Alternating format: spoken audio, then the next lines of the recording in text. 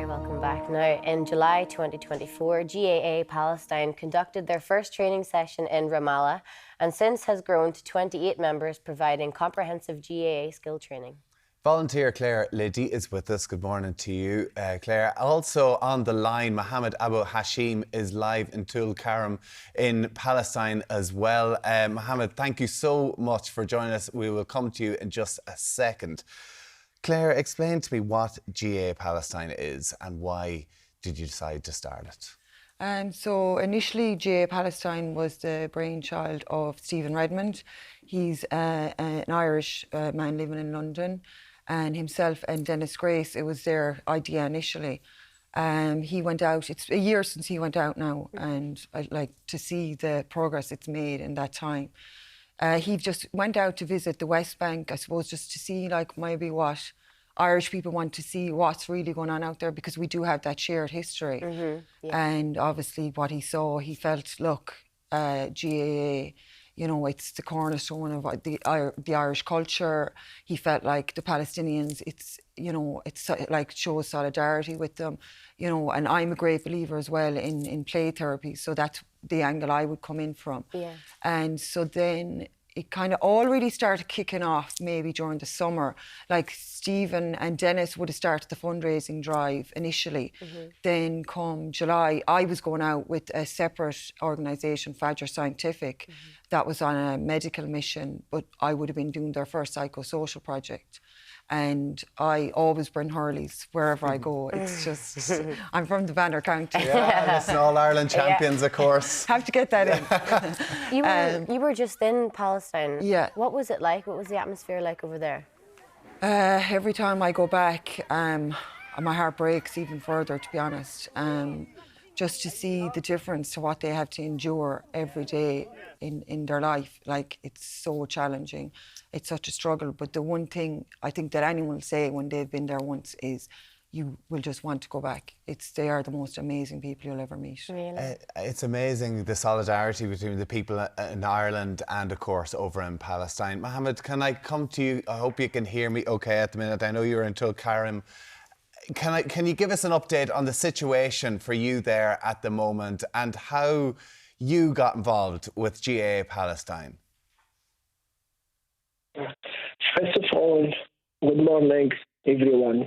I am so happy to be hosted and to be a part of this important interview on the social and humanitarian and national levels. My presence here with you on an Irish platform in particular is one of the types of resistance for me that will deliver the voice of a trust and people, the voice of Palestine to the whole world. Returning to your question, you asked me about how I see GAA in Palestine, right? Yeah. Yes. I believe for me, we need this game here because hurling game is not just a sport. It's a cultural and heritage experience that reflects spirit of community and belonging. GAA clubs are the hearts of many communities, bringing people together across generations. GAA game creates a sense of belonging and pride, which is crucial for both personal and community development because it develops essential life skills, teach the young people teamwork here and discipline. Wow. Mohammad, thank you so much. You're in Tulkarem at the minute. We wish you all the best over there. Yeah, and Claire, like whenever you hear Mohammad speaking there about community with GAA, about bringing people together, that they need it over there. And even those pictures, I mean, I'm blown away by seeing actually the amount of young children with hurls and actually really enjoying it. And the Palestinian government have actually signed over land as well for the pictures. And unfortunately, some of the land in Tulkarem, it got destroyed this week. So, you know, there's such, like every day is different. You're just waiting. And unfortunately, you're like with a heavy heart, I'm just waiting for the day that, you know, I'm going to pick up the phone and maybe one of the kids could could have been killed, or one of the trainers. That's the reality of the situation. What's the future for GAA Palestine? I know you have great plans and hoping to have a fundraiser to potentially bring some children here to Ireland. Yeah, so obviously we're looking for gear because, you know, like every club in Ireland, they have to fundraise. So GAA Palestine will be just the same. We need equipment, we need the hurls, we need the slitters, the gear, the helmets, very important. And that's where the money will be going. We've got clubs now in Ramallah, Jenin, Tulkarem, Hebron, and a lot of interest. And I think the dream is to bring the children here with the trainers. So the plan is to bring 30 children with the trainers, and depending on how the fundraising goes, you know, we might be able to increase that.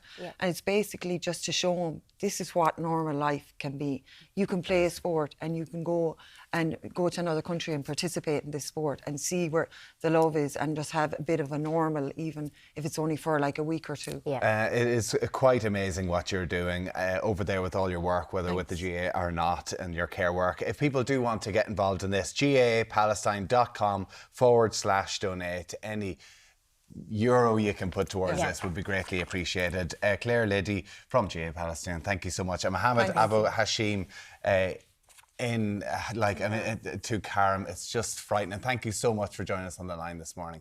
Lots more still to come here on Ireland, and we'll see you back here shortly.